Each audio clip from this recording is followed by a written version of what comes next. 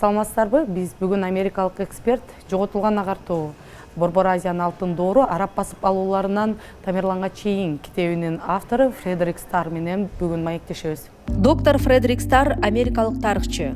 Ал Борбор Азиянын тарыхын терең изилдеп, жоготулган агартуу Борбор Азиянын алтын доору китебин жазган. Автор тарыхта Борбор Азия, Ауганстан, Кавказ жана Монголия чөлкөмү жибек жолу аркылуу соода-экономикалык тыгыз байланышта болгонун, бирок араб басып алууларынан тартып, орустардын таасири астында байланыш басаңдап, бул өлкөлөр арасындагы карым-катнаш оорлоп кеткенин жазып, азыр аны кайтарууга мүмкүнчүлүк бар экенине ишенет. Mr. Starr, first of all, thank you for the interview.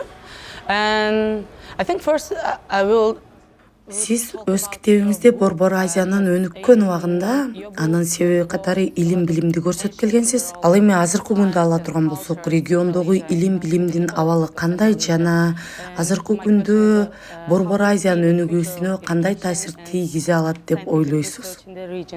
And how can it help to the Central Asia to find his place in the world, in the growing world? Well, my book on Lost Enlightenment, which was, by the way, translated into Kyrgyz by my good friend Beshin Aliyev.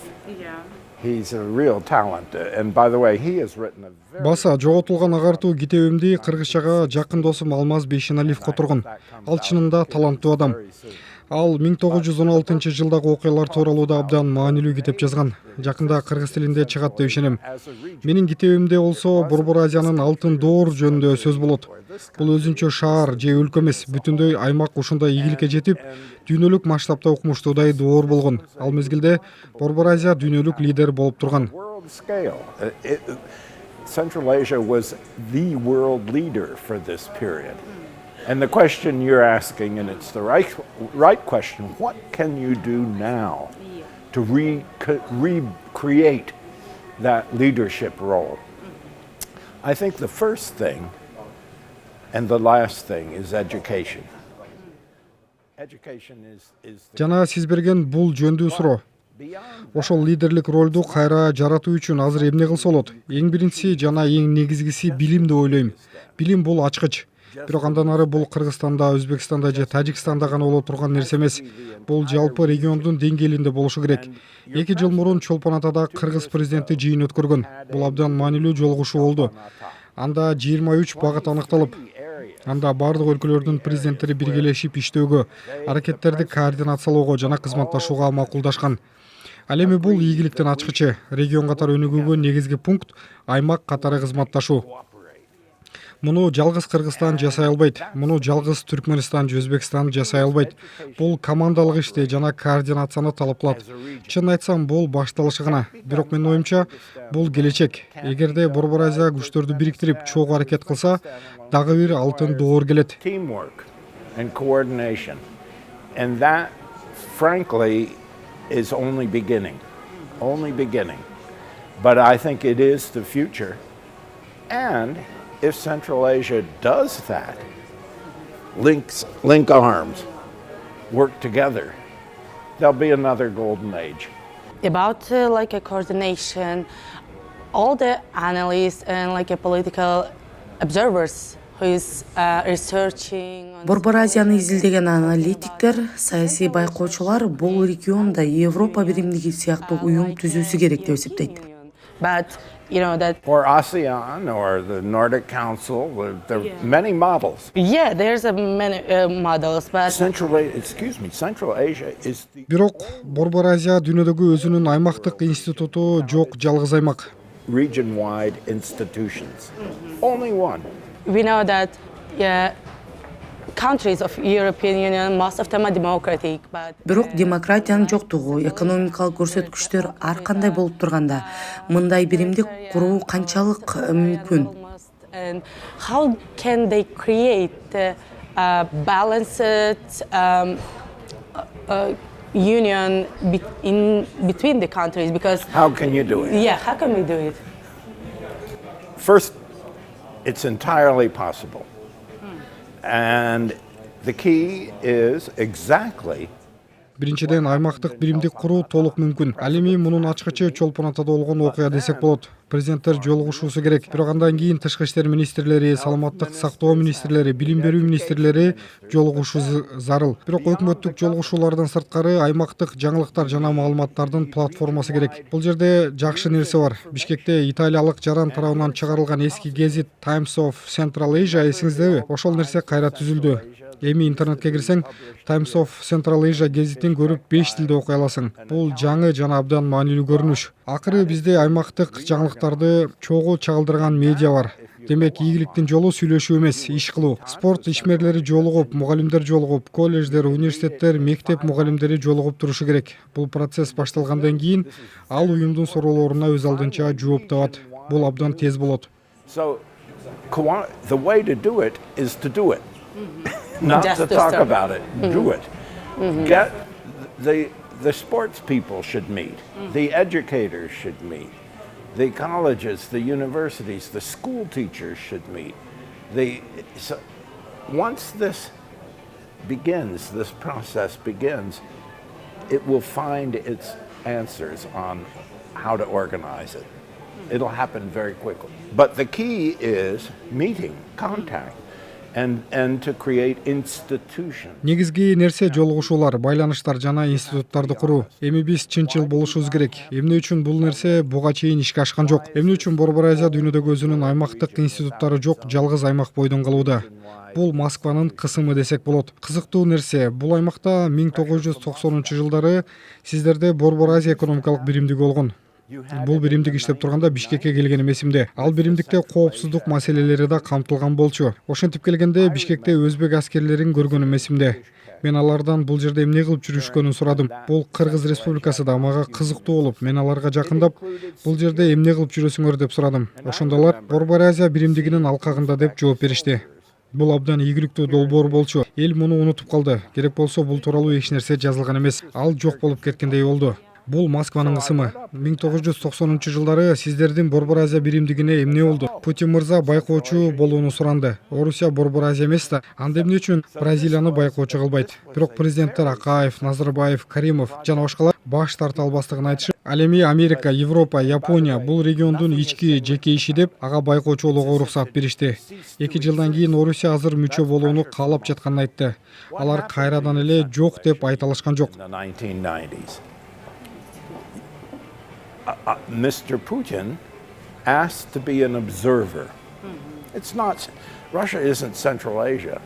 Why, maybe Brazil should be an observer, but he asked to be an observer. And the members, President Akayev, President Nazarbayev, Karimov, and so on, they said, well, we can't say no.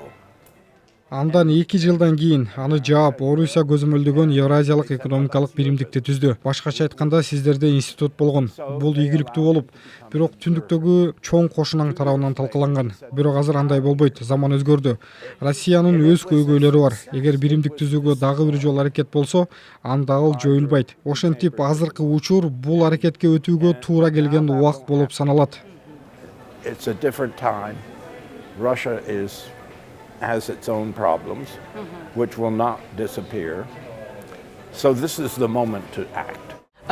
Борбор Азия дайыма эле тышкы күчтөрдүн кызыкчылыгы алдында болуп келген, бирок айрыкча Украинадагы согуш башталгандан бери бул кызыкчылыктар башка деңгээлге өттү десек болот. Айрыкча Кытайдын өсүп аткан кызыкчылыктары, Орусиянын регионду кармап туруу аракети. Ушундай шарттарда регион тең салмактуу тышкы жана ички саясатын кандай жүргүзө алат деп ойлойсуз? Yeah, that's true. That's true. But frankly, this isn't the end of the story.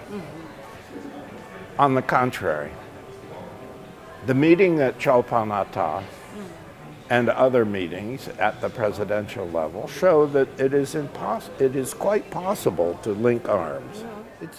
Тышкы күчтөрдүн аймактагы кызыкчылыктары болгону бул албетте чын. Бирок чын айтсам, бул окуянын аягы эмес. Тескерисинче Чолпон Атадагы жолугушуу жана башка президенттик деңгээлдеги жолугушуулар күчтөрдү бириктирүүгө толук мүмкүн экенин көрсөтүп турат. Аны жасоого убакыт келип жетти. Аймактык институттарсыз сырткы күчтөр бөлүп, жарылып, басып алуу же болбосо башкаруу аракетин жасашат. Алар бир өлкөнү экинчи өлкөгө каршы коюп, ошону менен контролдоону жүргүзүшөт. Эгер биригүү болсо бул оюндар токтойт. Ошондо регион өз алдынча күч болуп, ал күчтөнүп тез өнүгөт.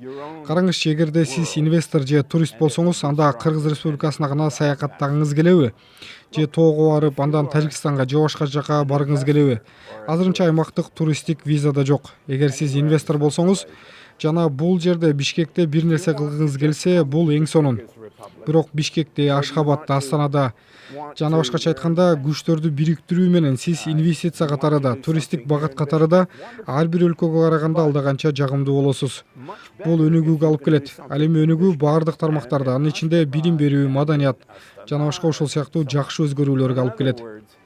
By linking arms, you will become much more attractive as an investment, as a tourist destination, than you are individually. So that will produce development. And development will produce change, positive change in every area, including education, culture, you name it. You focus on what's going on in Moscow, what's going on in Beijing and Washington and Brussels. And the real question is what's going on here. Карап көрсөк, региондогу мамлекеттер Москвада, Пекинде, Вашингтондо жана Брюсселде болуп жаткан окуяларга көңүл буруп жатканы абдан түшүнүктүү. Бирок негизги суроо бул жерде эмне болуп жатат? Регион бирге алса дүйнө өзгөрөт. Сырткы күчтөрдүн баары бул аймак дүйнөлүк аймак экенин, бөлүп башкар деген оюндар болбой турганын түшүнгөндөн кийин тышкы күчтөр силерге болгон мамилени өзгөртөт. Москвага, Пекинге, Брюссельге, Вашингтонго жана башкаларга гана көңүл бургандын ордуна региондун ичине көңүл буруу керек жана бул мамилелерди түзүү керек. You did it in the 90s. You know, the Central Asia Economic Union was a success. Well, this is the time to rebuild it, start it again, and develop institutions. And by the way, definitely it's time to add Azerbaijan. Борбор Азия муну 90-жылдары жасаган. Борбор Азия экономикалык биримдиги ийгиликтүү ишке ашкан.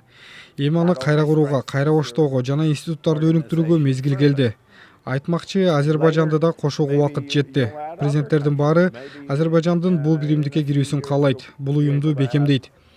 Анан кийинчерээк Грузия менен Арменияны кошсо болот. Балким бир нече жылдан кийин, балким 5-10 жылдан кийин эволюция ийгиликтүү болсо, Монголияны кошууга болот. Ким билет, сиздер Бишкек менен Улан-Батырдын ортосунда түз аба каттамдарыңар бар. Бүгүн эмес, келечекте качандыр бир убакта жада калса Ооганстанды да кошууга болот. Мен айтайын деген, бул жалпы өзгөчөлүктөргө ээ, абдан бекем фундаменти бар маданий. Сизде чогуу иштөөгө жана өнүгүүгө негиздер бар. Эми бул пайдубал же структура куруу керек. A cultural zone with common features, a very strong basis. You have the basis. Now you've built the fundament, the foundation. Now you have to build the structure. Регионалдык долбоорлорго келсек, акыркы жылдары көп талкууланган Кытай, Кыргызстан, Өзбекстан темир жолу бул долбоор Борбор Азияны экономикалык, саясий жактан кандай өзгөртө алат деп ойлойсуз? Well, let's see if they build it.